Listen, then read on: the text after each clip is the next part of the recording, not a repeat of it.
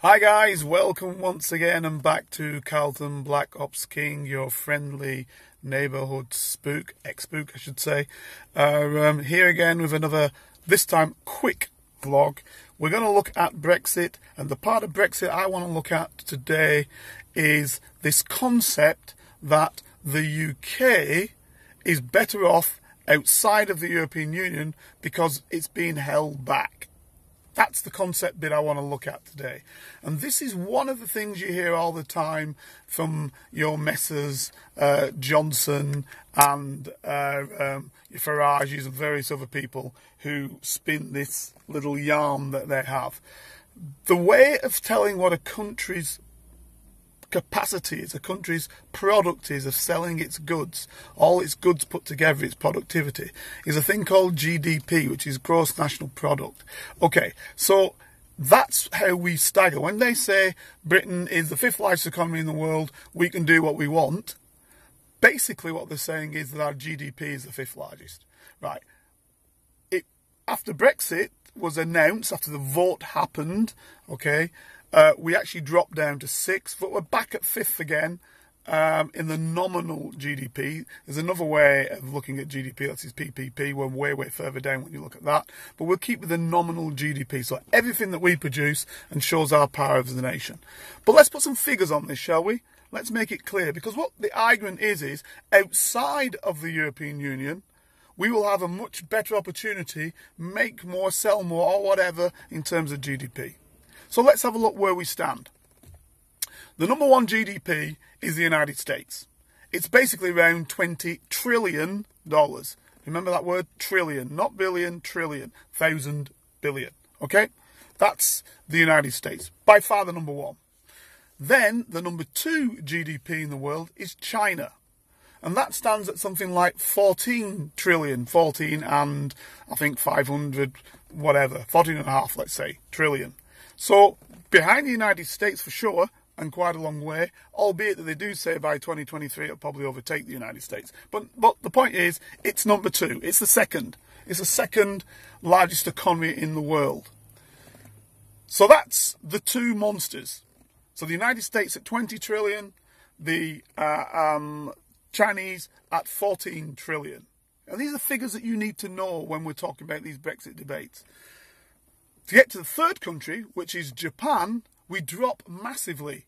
So we drop from 14 all the way down to 5 trillion. Don't get me wrong, 5 trillion is a lot of money for a country, but we drop massively down. So the United States is way up there. Behind it, significantly, but still not that far, is China, and then way behind that, the third wealthiest country in the world is Japan. Now, what you should look at is Japan is also probably one of the most equalist countries in the world in terms of most of their citizens have round about the same. When you look at the United States example, there's a massive disparity between the wealthy and the poor. And if you look in China, that's also to some extent the same.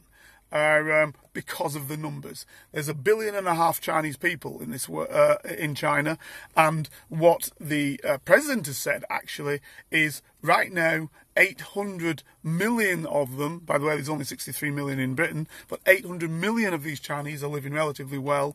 He's got to do the job at giving the other 600 million of them, 700 million of them, a good standard of living as well. So the Chinese standard of living is between the two. We look down at Japan, most of their standard of living is pretty good. There are very rich people in Japan, of course there are, but the poorer people are also relatively rich. So that country is actually doing well by all its people. But with a population of 120 million people, its GDP is 5 trillion. Then we drop to the fourth largest economy in the world by another around about 1 trillion, maybe less, maybe 800 million, because it's about 4.3 trillion, and that country is Germany.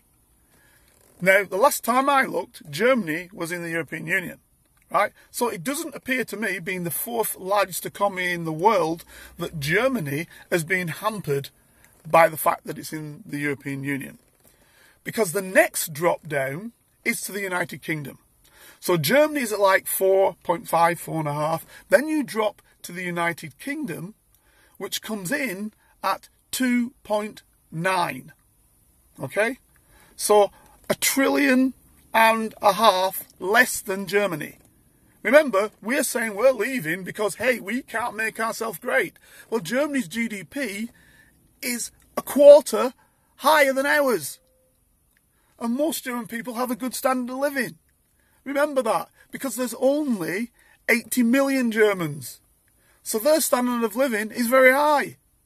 But they're in the European Union, so why haven't they got a problem? Now, I should just give you a bit about my background. As you know, I was a secret intelligence officer all around the world. So I've been to probably half the countries of the world, and I've never not seen German goods on sale. In fact, I'm going to lie.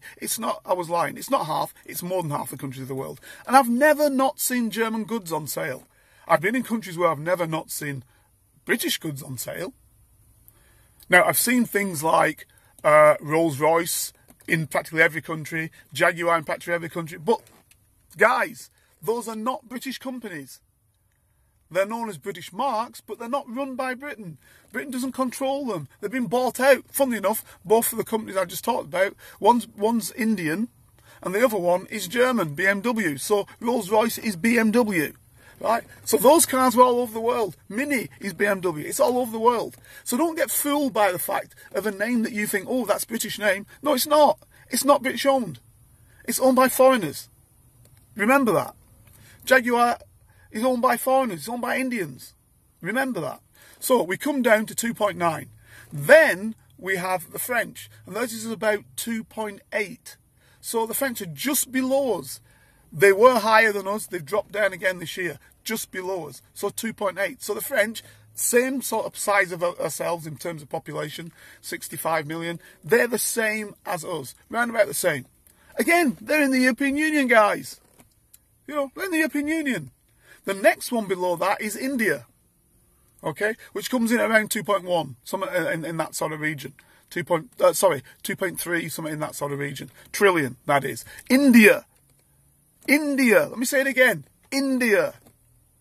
A lot of its people are very poor, but I tell you what, they've got a very rich and strong economy. Right? So when people start saying we're the fifth largest economy in the world, blah, blah, blah, it's round about the same as India's economy. It doesn't mean to say that you, Joe Soap on the street, is living well, because a whole load of Indians are living very badly. Okay? Now, don't get me wrong, there's 1 billion Indians, 1 billion Indians. Okay? So we're only, as I said, 65 million people, so you can see how the difference is with the billion. So that is the fact that India's levels are low in relation to the population. So you've got to put that into context. Then after that, the next drop is to Italy. Okay? Also in the European Union. Right? Also in the European Union. And that's about 2.1. Right? So what I'm saying to you is a whole load of countries on 2 trillion, 2.1 trillion in the European Union. So why does Britain think it's going to do any better? And it definitely isn't doing any better than Germany, which is by far higher than all the rest, including the United Kingdom. Right? So the United Kingdom is way behind Germany, a little bit ahead of France, and I do mean a little bit ahead of France, below, above Italy, but of course Italy's population just around about Brits, yeah? And then you get things a little bit later on, you start coming down with quite a lot less, but of course the populations are smaller, things like the Netherlands and places like that. So what I'm saying to you is the European Union population standard of living is as high as, if not higher than, the UK's in many circumstances. When you start taking the PPP, which is the other average that you work out, is higher than the UK's. So do not be fooled by this fifth largest country in the world, blah, blah, blah, and they're sticking the chests out, because that hides a lot of sins. And you know what the sins are? The sins are, and this is where we have our big problem, that we are not owning the manufacturing of the goods that we produce in the United Kingdom. The cars we produce in the United Kingdom are not British cars, example. Only, and I think I've said this before, only less than 1%, I'll say it again, less than 1% of the mass-produced vehicles in the UK are owned by British companies. Let me say that again so you can understand it. All the cars that you think are British, Jaguar, Jaguar Rover, Rolls-Royce, Daimler, they're not. They're owned by foreign companies, often German, sometimes French, Vauxhall example French, sometimes other companies. Right? So this is, do not be fooled. The point is that because we have services, which is 80% of our exports, and we have free movement into the European Union, those services allow us to keep our GDP up. But as you will have heard, and I'm going to close on this, and I'll just leave this with you, many of the banks are now moving their HQs, or some of their HQs, or some aspect of their HQ, out of the City of London to Frankfurt, to Paris. That's going to change our GDP. That will change our GDP, because these wealthy earners will no longer be sitting in London, they'll be sitting in Paris and in Frankfurt. Right? And for you people who are relatively poor, who think, well, good riddance to these bankers, they help pay for what you live with. They help pay for your national health service, because their taxes help pay for that at a higher rate than your taxes do. So this envy that a lot of Brexiteers have, oh, when we get rid of them, we'll be rid of them, is a nonsense. Because that envy is undermining the tax base of the United Kingdom. Okay? Understand it. Understand the figures. Don't believe me. Go and look the figures up, my friends. Look up the figures and you will see where we sit in the world and how we can fall. And I'll leave it with you this. Mr. Dyson, one of the great guys pushing all the way for Brexit. What has he done? He's gone to open up $1 billion factory. Where's he opened it? Oh, funnily enough, not in the United Kingdom. He's opened it in Singapore. Why is he going to open his $1 billion factory in Singapore? Because he's got no trust in the United Kingdom. Because he knows the closest market which he can make money from is now being locked off. But he's been telling you that's okay. But he's cited his factory. He's not giving you work. He's giving people work in Singapore. And then, understand this. Why Singapore? And this is the funny bit, guys. This is the funny bit that you Brexiteers should understand. Why Singapore? Because the EU and Singapore, EU, by the way, including us, until we jump out, has just made a deal with Singapore. So he can export all his lovely cars that he's going to make into the EU with no problem. You see, these guys are duplicitous. Yeah? Nigel Farage, right? Let me tell you about Nigel Farage. You know what he's doing now? He's getting German passports for his children because he wants them to be able to have the benefits of the European Union. He don't want you to have them, but he's getting his children them. Now, if you hear him turn around and say, oh, well, no, that's not why he's doing it, let me ask you a question. Why did he not get those German passports for his family before? Because it wasn't required, because he could move in and out of Europe as they wished. Now you might not be able to. So what he's going to do is make sure his family's okay. Don't be fooled, Brexiteers, by these clowns. They're having you over. Let me tell you, Nigel Lawson, ex-Chancellor of the Exchequer, Nigella Lawson's father, right? Where does he live? He lives in France. What's he doing? He's trying to get French nationality. He's trying to make sure he can stay in France. Let me say it again. Arch-Brexiteer, he's trying to get French nationality to make sure he can stay in France, in his lovely French home. Yeah?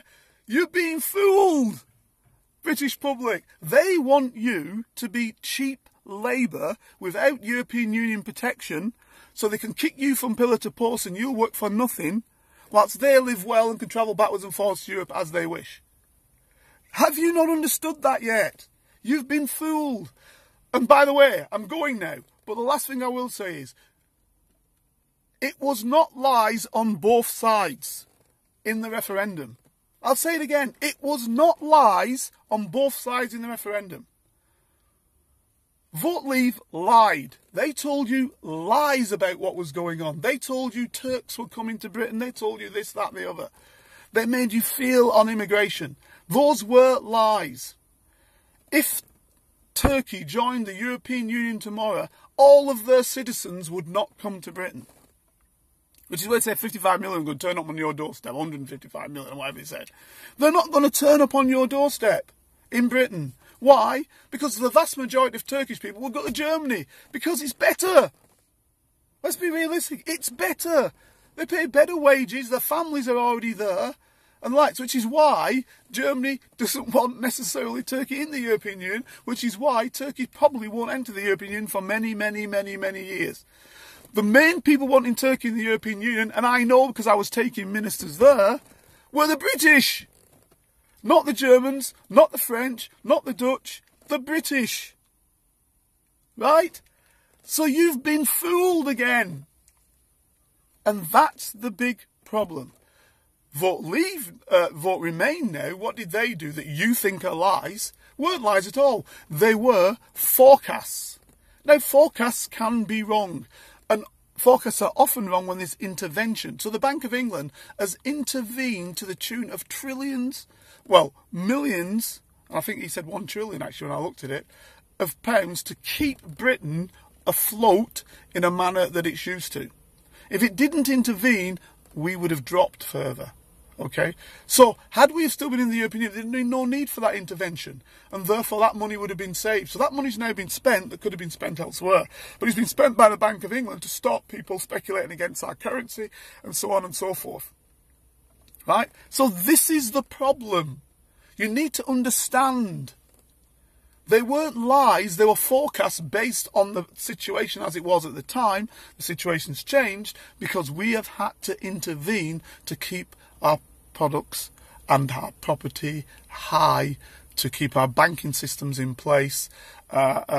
We've sold more because the pound has dropped, so we've sold more, but that's a false leader, selling more because our goods are now cheaper, which means your salary is now less. Which means when you go abroad, your pound buys less. Which means your holiday are more expensive. So for you, Joe Soap citizen, it's costing you more for that Spanish holiday, that French holiday, that whatever holiday you are having, Maltese holiday. It's costing you more to go and enjoy yourself. That rich man isn't bothered about that. He's covered himself. He's got his offshore accounts. You are not affecting the rich by voting out of the European Union. You're affecting yourself. Okay, guys, read up, find out what it's about. Come and tell me I'm an idiot, but read up first, because I'll hammer you if you tell me I'm an idiot and you haven't read up, because I have read up and I'll tell you you're wrong. Right? So read up and find out the reality and find out what's happening. Don't just listen to me. Find out what's happening. Right? Please subscribe below. You'll see that button down there. Press it so you'll never miss another one of my vlogs. And if you have any objections, or even just as one person did, he wrote me a nice note saying you've done a great job. You know, any